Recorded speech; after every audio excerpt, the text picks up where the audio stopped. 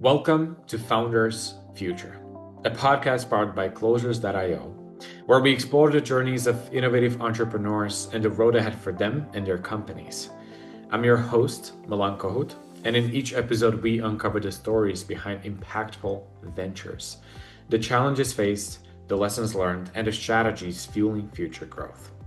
Today, I'm thrilled to be joined by Daphne Clark, the founder of Clarity with Daphne and Fermata Wellness, where she serves as an identity and self-leadership coach, as well as a music therapist.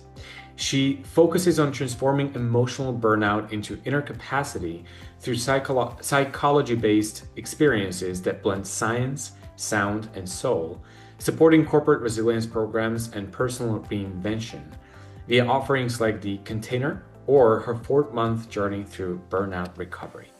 With that being said, Daphne, let me officially welcome you to Founders Future. Thank you so much. Oh, I love that introduction. It sounded amazing. I'm so honored to be here and really excited to just have a conversation. Beautiful. You were just listening to me like, this is really what I did? That sounds amazing. Yeah. Daphne, I was looking forward to this conversation. I feel like there is a lot that we can talk about. So I'm just gonna dive right into it. And what I love to do with all of my guests is a bit of traveling back in time first. So before even having this company, what was the journey like? What were you doing before? And then eventually, what was the motivation for even starting all of this?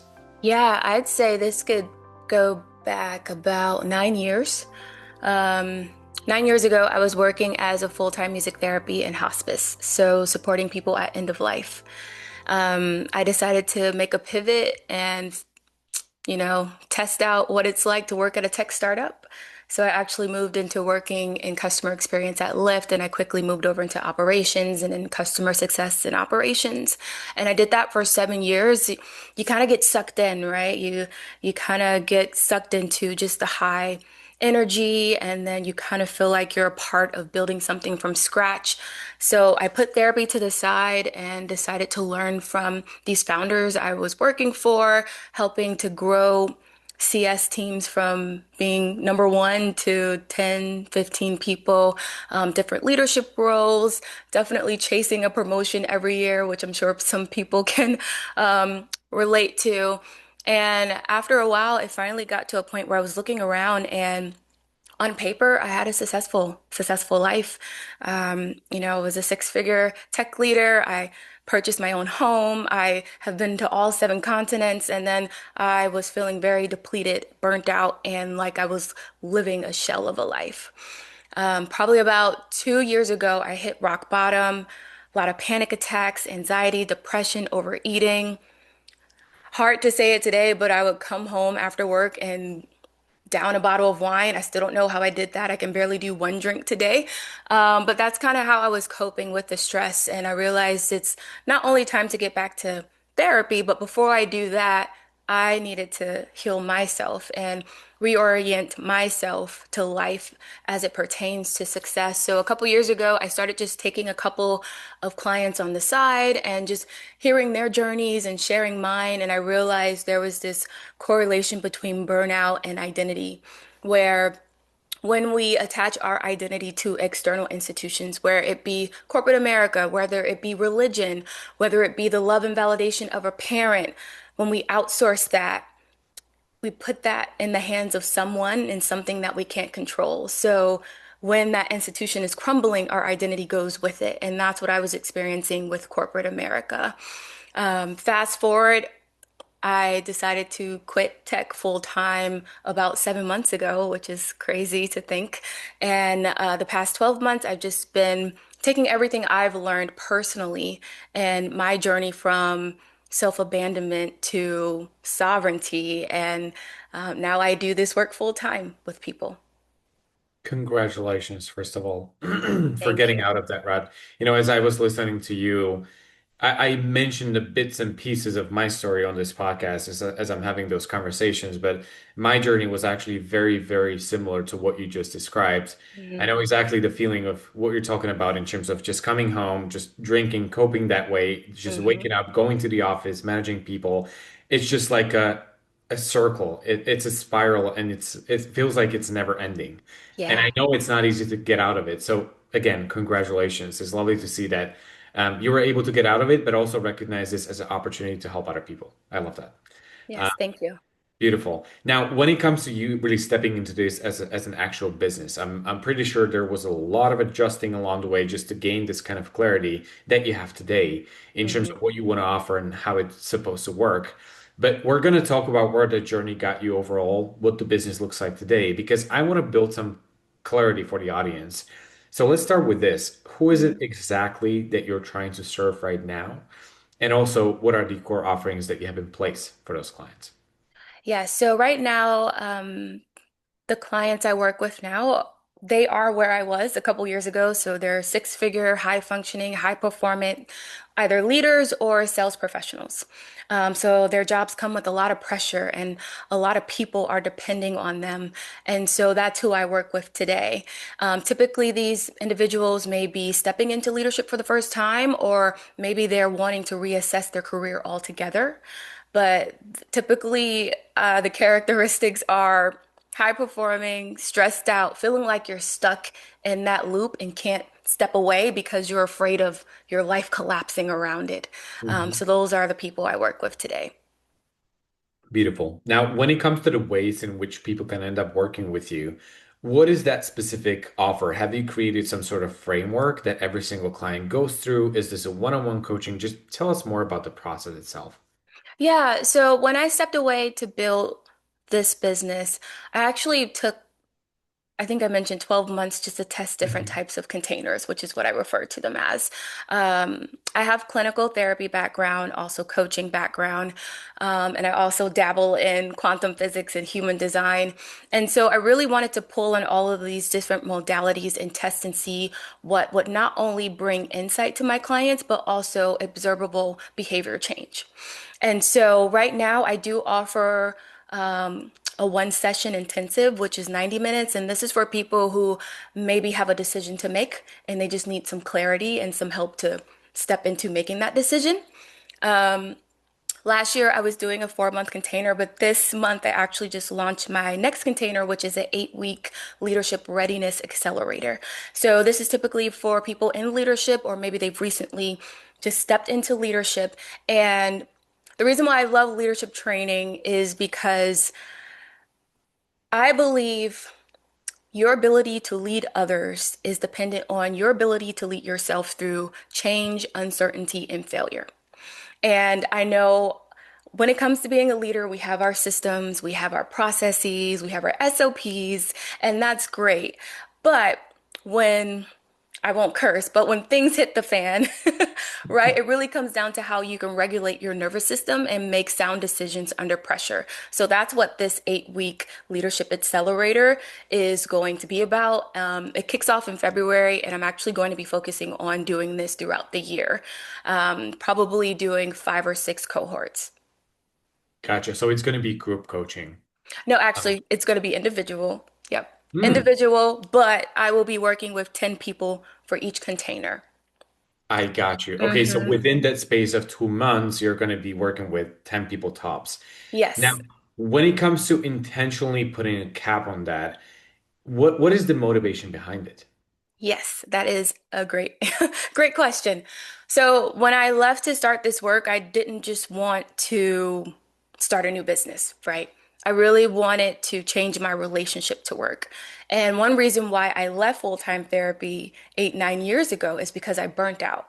I burnt out so badly that I questioned my ability to guide people. And what I realized is that I was trying to take this work that I do as a coach and therapist, which it requires a lot of energy, it requires a lot of presence, a lot of resonance. I was trying to mirror it to corporate America, right? 40 clients, 40 sessions every week, 40 hours a week. And this type of work, it will not be sustainable if I try to mirror what is done in corporate America. So Mhm. I work with 10 people every 8 weeks. It's 6 one-on-one individual sessions for 90 minutes. And then I also offer access in between through Voxer, where they can send me their thoughts and opinions, and I'll get back to them when it's a great time for me.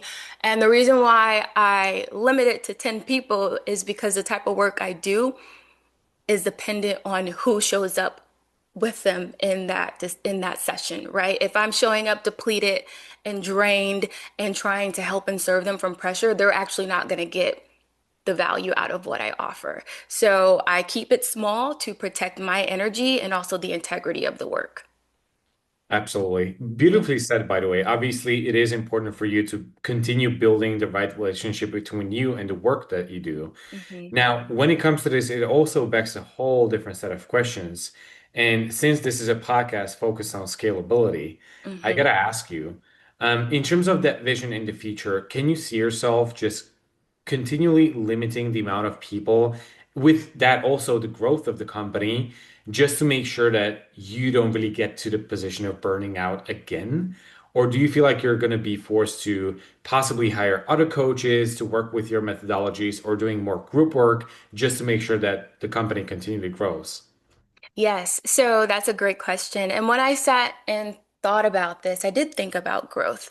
Although I may seem very mindful and reflective, and some people may refer to it as spiritual, however you want to look at it, I still have lots of ambition. And there's a reason why I was so successful in tech. It's because I do possess the ability to look at where I am today and see where I want to be 10 years from now and get there.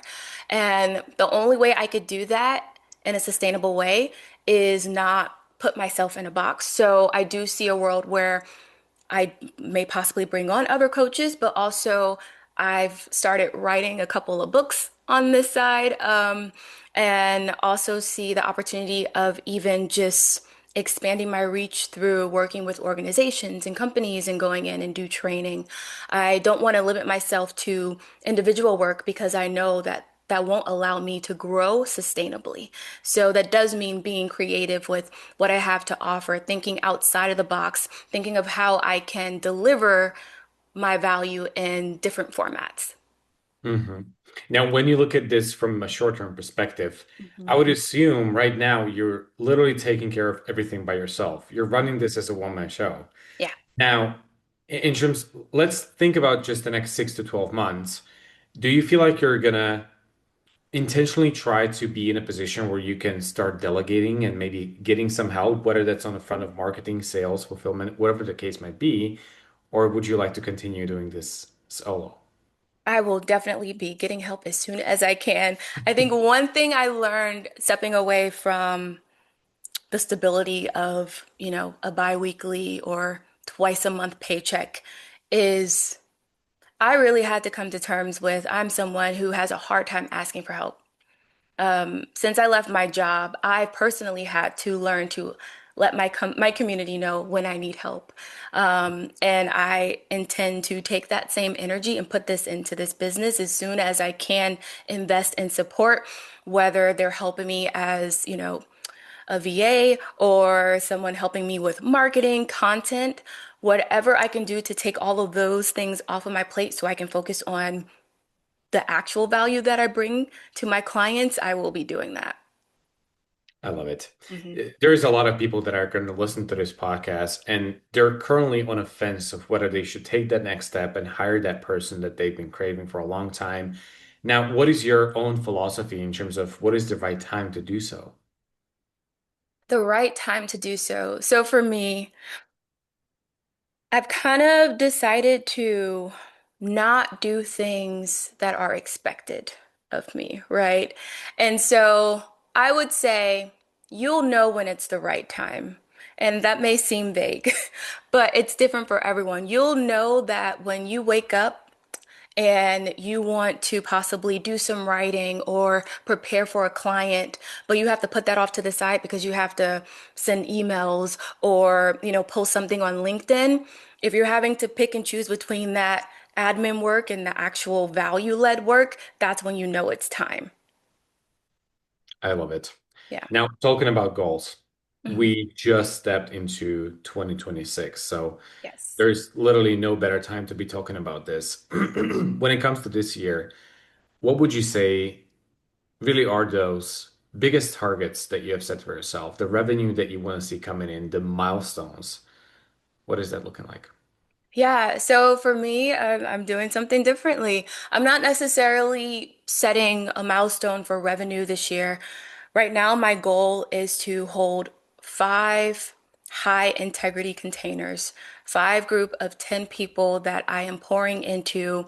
And when they start to work with me on day one, by the time they leave on week 8, they are not the same person.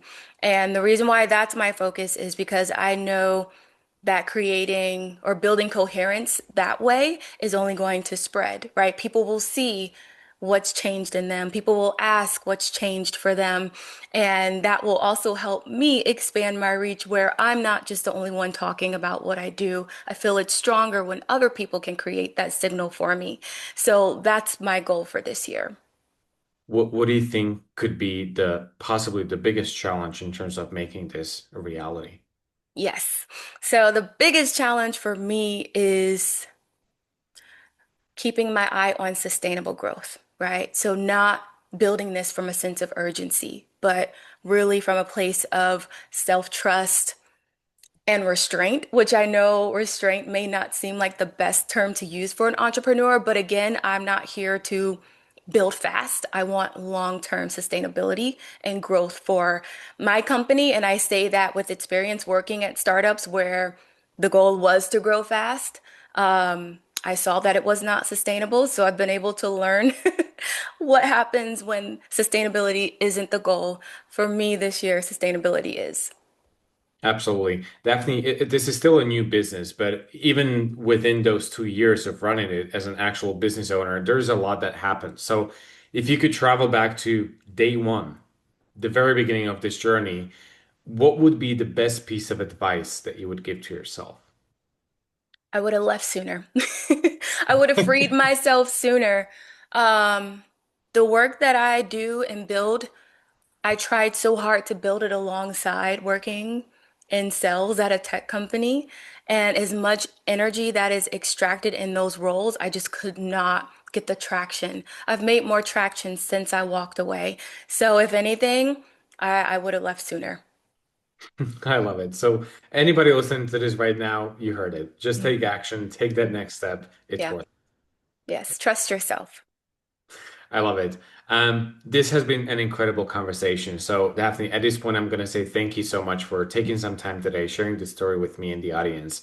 If anybody from our listeners would like to reach out and possibly even work with you one day, what is the best way to go about it?